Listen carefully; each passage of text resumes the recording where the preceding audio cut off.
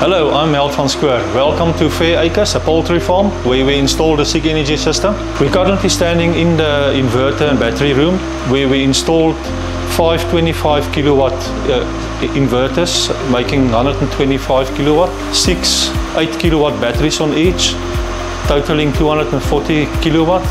And we also have a ground mount PV system totaling 176 kilowatt.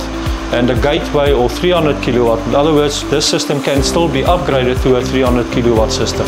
Having an optimal production on an egg laying farm like this one, you need to have control over a lot of elements. A diet of the chickens, the temperature of the chicken houses, everything plays a critical role on the production. The slightest deviation on temperature, the slightest deviation in diets or any other contributing factor severely influences the production of egg layers.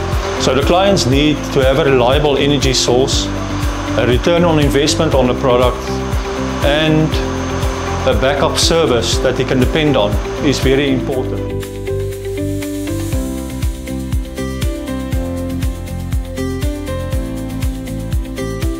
Standing at the panels, it's ground mounted at Fair Acres.